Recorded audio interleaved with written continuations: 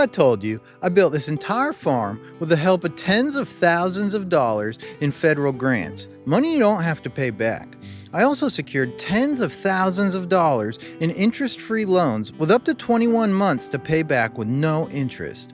About 5 years ago, I turned my suburban backyard into a thriving, profitable vegetable farm, and in today's video, I'm going to show you exactly how I funded it and how you can too. Hey, what's up everybody? Welcome back to the garden. If you're new to the channel, I'm Chef Mikey. I'm a former executive chef turned urban farmer, and this is my backyard. That's my house right up there. When we bought this property, we had no plans to start a commercial vegetable operation. We just wanted a small piece of land to grow our own food. I was working a full-time job and gardening on the weekends, but I quickly realized I was spending about $300 a week on my gardening hobby. To offset costs, I started selling some of my extra produce at work. That's when I decided to form an LLC so I could write off my expenses. At first, I funded everything out of pocket with money from my job.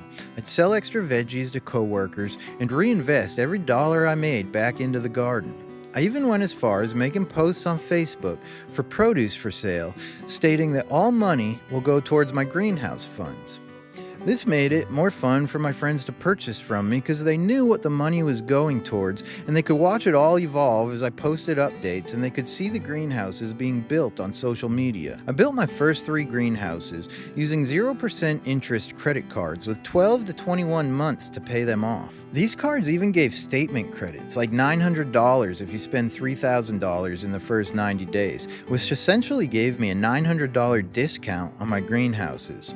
It's important to note that these are business credit cards that have high limits and large statement credits, and they're not typically available to individuals. Understand, you must first form a business to qualify for these types of credit cards and for these large purchases to be tax deductible. For me, I have a single member LLC. I also have an agricultural tax exemption, so I do not pay sales tax on these large purchases. I would highly recommend forming an actual business and getting a tax exemption before you start making infrastructure purchases.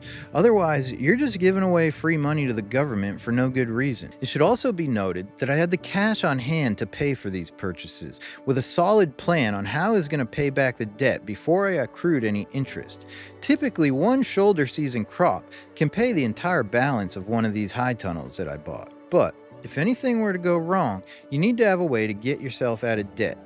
By no means am I recommending that anyone buy a high tunnel on a credit card if you don't already have the cash on hand. I simply leveraged my outstanding credit score to get the $900 statement credit and 21 months of interest-free payments so I could keep my cash on hand for working capital. But if I got myself in a jam with the payments, I had the cash to pay it off. But when I quit my job and relied solely on the farm to pay my bills, it became too risky to put up my own money. I had savings, but I didn't want to drain them. I remembered a YouTube video I'd seen about NRCS high tunnel grants. I tried to Google information about how to get a high tunnel from the NRCS, and it's not as easy to find the information I was looking for. Deep down, it felt like a high tunnel grant was probably not something a guy like me would qualify for, since I was just farming on a quarter acre in my suburban backyard. I didn't think they'd take me seriously. But after I did some digging on the internet, I found an email address, and I sent an email to ask how I would go about applying for a high tunnel grant. The next day, a lady from the USDA and the NRCS came out and talked to me at my farm. She was super impressed with what I had accomplished on my own.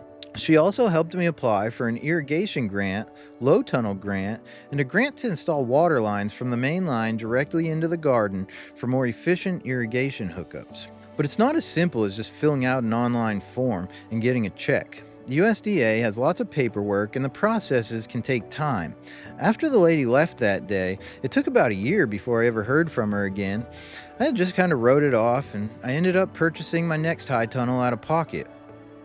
But then, out of the blue, I got a phone call from the USDA to tell me I'd been approved for a high tunnel with irrigation, low tunnel, and to have the water line installed. It was a total of around $12,000 on that first round of funding. My patience paid off. Once I was approved, I ordered my 4th Farmer's Friend Caterpillar tunnel and got it installed right away. I also created an efficient low tunnel system using 10-foot pieces of electrical conduit that I bent into hoops using a 4-foot hoop bender that I bought from Johnny's Selected Seeds. I bought a pool cover roller and a 1,000-foot roll of Agribond 50. I designed an efficient low tunnel system so I can efficiently protect my garden from frost with only minutes of work rather than hours like it took me before. The low tunnel grant was like $1,500 for 300 square feet, which was a ton of money to cover 300 square feet of garden space. So I spent all the money on enough materials to cover my entire garden. So when they came to look at it, they asked, "Why did you do more than 300 square feet?" I told them, "You gave me way too much money for 300 square feet." So I just went ahead and spent it all so I could cover my whole garden. They said, "Okay, well, I'll get you more money since you covered more than the planned amount, but I don't think I can get you more than $2,500. I said, "I'll take it." And they sent me a deposit for even more money than we planned. Also, my garden's on an 8% slope, but the NRCS standards state that they will not pay for a high tunnel on more than a 5% grade. They told me I would need to get it graded before I built my high tunnel. I looked at them and I said, absolutely not. No one's driving any type of heavy machinery in my garden. That would be a complete deal breaker, and I just pay for it out of pocket if that's the case. I explained to them that I had spent years building up my soil using no-till practices and always keeping the soil covered with compost and wood chip mulches. Having any type of heavy machinery back here would do far more damage than it would improvements. I showed them how I constructed my previous 3 high tunnels by digging trenches in between them so water flows away from the garden, and I lined the trenches with wood chip mulch to eliminate any potential for erosion due to runoff from the high tunnels. And after a little back and forth, they finally agreed with me that it would do far more damage than it would good to have the land graded, and they allowed an exception for me to build the high tunnel on an 8% grade. I just share this with you so you can understand that it's okay to challenge their standards, as long as you can give them reasons which make practical sense as to why their protocol might not make sense for your context.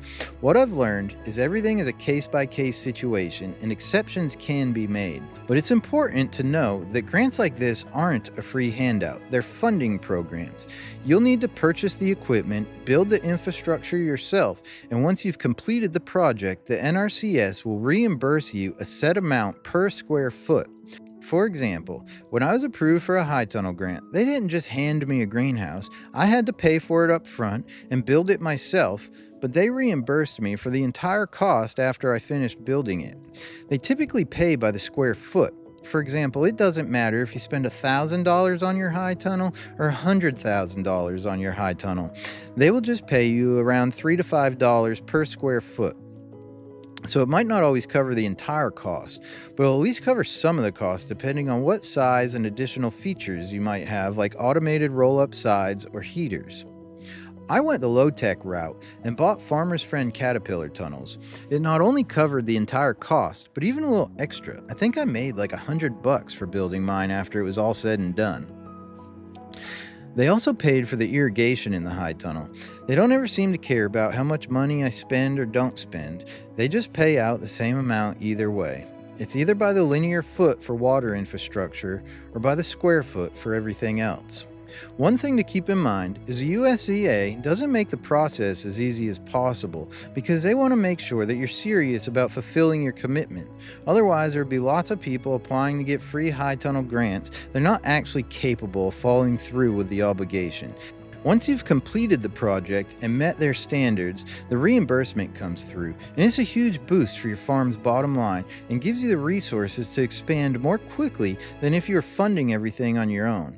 By using grants for my high tunnels, low tunnels, and drip irrigation, I was able to create a more efficient, profitable operation, and once I had these systems in place, I could use the extra capital to reinvest in my business, hire help, and expand even further. Applying for the grants isn't easy. There's no online application, the paperwork's extensive, and the funding is competitive. Each county has a limited pool of funds. However, being an urban farmer in Knoxville, Tennessee, gave me an edge. Unlike agriculturally dense areas, there aren't many farms in the city. Fewer applications means there's less competition. So if you're an urban farmer like me, you might find it easier to receive this type of funding than someone in a more competitive area. Completing the projects immediately and meeting their standards not only ensured I got reimbursed quickly, but also made me a standout example of how these grants can work. The NRCS was so impressed that they've invited me to join their subcommittee to the board of directors for their urban agriculture initiative to help other farmers achieve similar success. A pretty cool achievement for someone who's never worked on a farm in my life. But I didn't stop there. I started asking more questions. There's codes on the bottoms of these papers. What are those? How do I get more? Do you have any other grants? Well, it turns out they do, and I qualified. This year, I received another high tunnel grants for mulching and cover cropping, where they pay me $6,000 a year for the next 5 years to implement cover crops and mulching. That's $35,000 just for doing what I already do, and another several $1,000s to turn my side yard into a pollinator habitat. We'll be building the next high tunnel this month, and we've already tarped the area for the pollinator habitat, which will be planted next spring. I'll be sure to share all the projects with you as we get them completed. Receiving these grants at my home-based property allowed me to reinvest and expand. When I gained access to lease land on a friend's property, I had the capital to develop without any financial strain.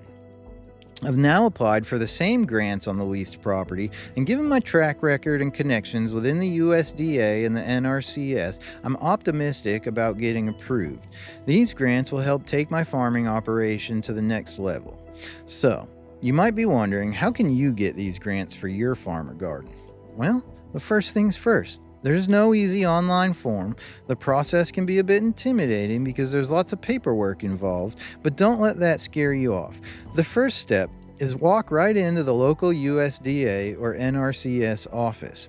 Don't call, don't email. Go in person and start talking to the person at the front desk. They might not be immediately available, but showing up in person will really get their attention. Anyone can send an email, but very few people make the effort to walk in and ask questions face to face. That's how you'll get noticed. Once you're there, you'll schedule a visit with an NRCS representative. This person will assess your farm or garden and talk to you about your goals and help you determine which grants you qualify for. Now, when they come out to your operation, make sure everything looks clean and organized. The last thing you want them to see is a messy farm. You want them to see a professional operation that they'd like to invest in. This is about building trust and credibility. And don't be afraid to ask questions. Many of the people who work for the USDA and the NRCS might not even know about some of these grants. A lot of them are fresh out of college and learning the ropes themselves. I asked about codes I saw in the paperwork, grants I'd never heard of. They didn't know what those grants were at first, but they went out of their way to find out. And that's how I secured the cover cropping and pollinator habitat grants. So ask those questions, even if it feels like you're pushing the limits. If they don't know, they'll find out for you. And if you think it's a long shot, ask anyways. The worst thing they can do is say no, and you're in the same position you were in before. But the best case scenario, you might get funding for something you never imagined. For example, I asked for funding to install 20,000 gallons of rainwater catchment, and they said, not in this round, but maybe in the future. It wasn't a flat out no, it was just a, not this time, pal. But whatever, I didn't care if they said no, because what if they said yes? So if you're thinking about starting your own market garden, or you're already in the game, I got plenty more videos on my channel to help you with everything from starting your farm to making it profitable. So good luck with your grant applications, and I'll see y'all in the next one. Thanks, y'all.